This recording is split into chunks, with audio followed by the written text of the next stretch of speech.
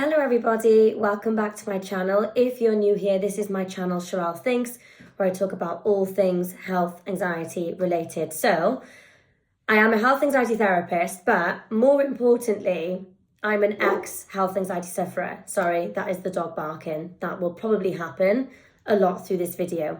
But I wanted to talk today because I was just filming a couple of reels for my Instagram.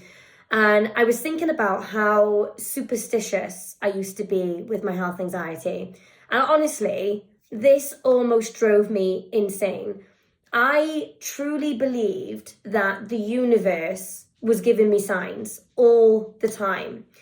I remember once, just to tell you a bit of a quick story, I was down the twitching ALS MND rabbit hole. In the UK, we tend to call it MND. And I was right in the thick of it. I was in a really bad place mentally. And I can't remember where I was driving, but I was driving on the motorway somewhere and minding my own business, looked in front of me, and the car that pulled into my lane, the number plate said MND. And I remember just this feeling of horrific adrenaline go from the bottom of my feet all the way to the top of my head. And I was so convinced that the universe was trying to give me a message, and I was so dysregulated by it that I had to pull off the motorway. I had to pull onto the side and control myself, because I was like, this is it. The universe just gave me a sign. That's it. I have it. That was confirmation. Now, I know now, myself as a therapist, that was just classic magical thinking that I was experiencing, and it's confirmation bias, right? It's in the same way that, when you want to buy a new car and you suddenly see that car everywhere. Or I remember when I was years ago, before I had my children and I wanted to get pregnant, I was just seeing pregnant women and babies everywhere. So the brain will find what it's looking for. And that happened to me so many times. Another time, I remember when I was worried about breast cancer, because I'd found a lump that turned out to be nothing, but I was worried about breast cancer, and I turned the TV on and there was an advert for breast cancer, like cancer awareness, cancer research, right? And so again, it was like confirmation. And that happened to me, I would say at least 20 times in my journey. Whatever I was worried about, I would see.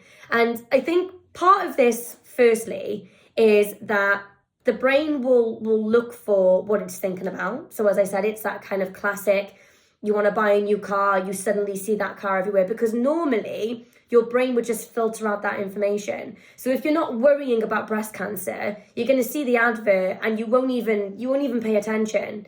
It's like, had I not have been worried about MND or twitching when I saw that car pull in front of me, my brain probably wouldn't have even, I just wouldn't have even paid attention, So your brain will find what it's looking for, and especially when fear is involved, because your brain thinks that it's important information, so it's going to look out for it. It's going to make you aware of it. So that's the first reason that I think that this kind of that this happens to us. And it happens, I work with clients all the time, and they come on the call and they'll say to me, Sherelle, I'm freaking out. I feel like the universe was giving me a sign. I feel like, someone was trying to tell me something. And it's horrible, because when you see it, we truly, truly believe that it's true. Like, we really believe that it's accurate, And it's very, very difficult then to talk ourselves out of it, because in doing so, we feel like we're going to be irresponsible or something. And the problem with this whole magical thinking thing is that when we do see something like that, some kind of sign, right, we then convince ourselves that we need to take action on it, whether it's kind of like Googling it more, or going to the doctors and getting checked again, or I don't know, seeking more reassurance somehow, body checking again, checking your boobs for the 15th time, because whatever it is. So it can be really disastrous to our recovery and to how we manage the health anxiety. I remember when I saw that breast cancer ad, when I was worried about my boobs, I was so convinced that it was a sign. that I then booked myself a doctor's appointment the following day that I absolutely did not need. But because of the sign, right, I really felt like I needed to do that. So it's definitely a big problem, and it's something that nowadays we see a lot more of, because also because of the algorithm and because of the fact that phones will listen to us, right? That's not a conspiracy theory anymore. The phone does listen to you. But because of those two things, whatever you're worried about, you're likely going to see. So if you've been having loads of conversations about a particular disease, or you've been searching that particular disease, chances are then you are going to see the young girl on TikTok that's just been diagnosed with stage 4 whatever. And so then we see these as signs, right? We think, oh my gosh, yeah, what are the chances of this coming up on my phone? It's like, actually, the chances are pretty high, given the fact that the algorithm is going to give you what it thinks that you're interested in. So, back when my health anxiety was bad, I was constantly Googling, as most of us do with health anxiety. I was Googling absolutely everything. So my explore page on my Instagram feed, for example, was very unwell people. That's all I saw. Same with TikTok, same with, Facebook, whatever. Like, what you're going to see is what you're searching for. And this is why I always, with my clients, I tell them that, not Googling is just a must. It's not even up for debate. It is a must, because not only does it freak us out because of what we're reading, but it's the way that it messes up the algorithm as well, so that we can't enjoy social media anymore. We should be able to go on social media and see the funny cat video and the cute baby picture and whatever it is that you're genuinely, interested in, the things that you actually want to see. It shouldn't be a place where it's just death and disease and suffering, because that's what my page used to look like, genuinely. Nowadays, when I look at my explore page, it's great, it's happy, it's the kind of things that I want to see. And it's that nice form of escapism that I'm looking for.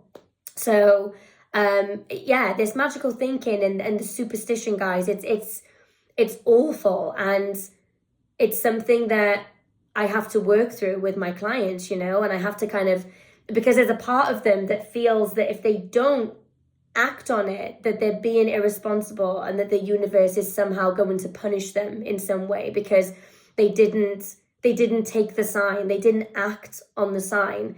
And so not acting on the sign, even though it's not a sign, but it feels like one, right? It's very, very uncomfortable. And that's what health anxiety recovery is all about, massively pushing yourself out of your comfort zone. But yeah, that's my experience with it. And I'm wondering, those of you watching this video, what are your experiences with this? Have you ever found yourself feeling superstitious?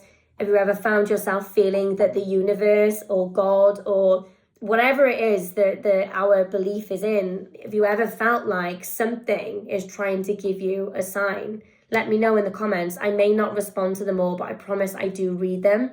But yeah, a bit of a short video for me today, but it was something that I was thinking about just then. And I had a spare 10 minutes, and so I thought, let me just jump on here really quick and talk about this, because I don't think I've spoken about this on my channel before. So anyways, give this video a thumbs up if you enjoyed it, if you could relate in some way.